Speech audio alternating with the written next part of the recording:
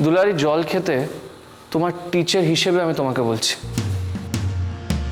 দেখো এই রাগ হলো আগুনের মতো, জল খাবে মাথা ঠান্ডা হবে, তারপরে এই প্রবলেমের সলিউশন বের করতে পারবে। দুলারি দুলারি আমার কথাটা শোনো, ওইদিকে গিয়ে কোনো লাভ নেই, ওখানে বেরোনোর কোনো দরজা নেই। এই লোকগুলো কি? হ্যাঁ, এদের কোনো কাণ্ড জ্ঞান নাই, না দেখে না শুনে দরটা বন্ধ করে চলে গেল। ঘরে ফেরার এত তাড়া। দুলারি কাণ্ড জ্ঞান তো আমাদের নেই, তুমি আসতে দেরি করেছো। না না, আমি বলছি না তোমার কোনো দোষ আছে, কিন্তু দেখো এটা হলো একটা মল, আর মল ফিক্স সময় বন্ধ হয়ে যায়, তাই ওরা ঠিক সময় মল বন্ধ করে চলে গেছে। কেউ তো আর আমাদের জন্য ওয়েট করবে না, আর চোর যাতে ভেতরে এসে চুরি করতে পারে সেটার জন্য দরজা খোলাও রাখবে না, রাইট? হ্যাঁ, এখান থেকে বেরোবার দুসরা কোনো রাস্তা নিশ্চয়ই আছে, বলেন। হ্যাঁ বোধহয় আছে। শোন, আমরা একটা কাজ করি, ওদিকে বসার জায়গা আছে, ওখানে গিয়ে বসে ঠান্ডা মাথায় একটা প্ল্যান বানাই। যা ভাবার আপনি এখানে দাঁড়িয়েই ভাববেন, কোথাও বসার দরকার নাই। সত্যি বলছি, আপনার লাগে আমি এখানে আটকায় পড়ছি। আমার জন্য? আমি কি করলাম? আপনি যদি ও দোকানদারটার কাছে আমাকে না পাঠাইতেন, আমার এত দেরি হতো না। ও জলের ঘরটায় আমি যদি ঢুকতাম নাই, তাহলে আমার ওর দরজাটাও বন্ধ হতো নাই। দুলারি তোমায় কে বলেছিল ওই দোকানদারের সাথে ঝগড়া করতে, আবার ম্যানেজারের কাছে যাচ্ছিলে কমপ্লেন করতে? আর এই জলের ঘরে কেন ঢুকতে গেলে?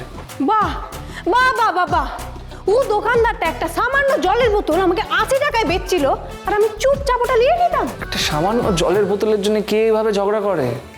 স্যার শুনেন, আপনি আমার টিচার হতে পারেন, কিন্তু এটা আমার সম্মানের ব্যাপার। ও দোকানদারটা আমাকে অপমান করেছে। যাকে এইসব কথা ছাড়েন, এখান থেকে কি করে বের হতে হবে সেটা ভাবেন। তার আগে তুমি একটা কাজ করো, জলের বোতল আছে না তোমার ব্যাগে? জলের বোতলটা দাও।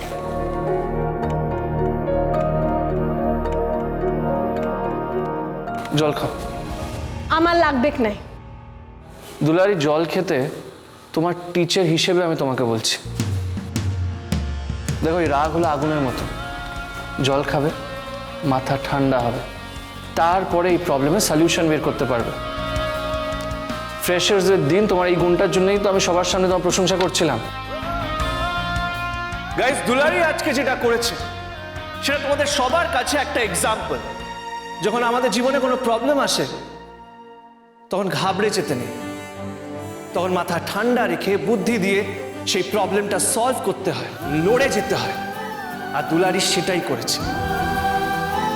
দুলারিকে মেকআপ রুমে আটকে দেওয়া হয়েছে, কিন্তু ও ঘাবড়ে যায়নি।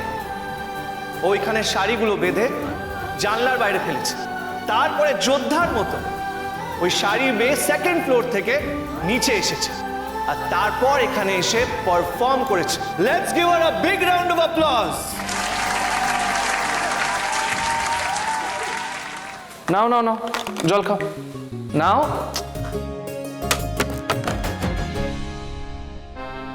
এটাও আপনার লাগি হলো। এবার আমি কি করলাম? আমি বোতলটা ধরবো, তারপর তো আপনি ছাড়বেন।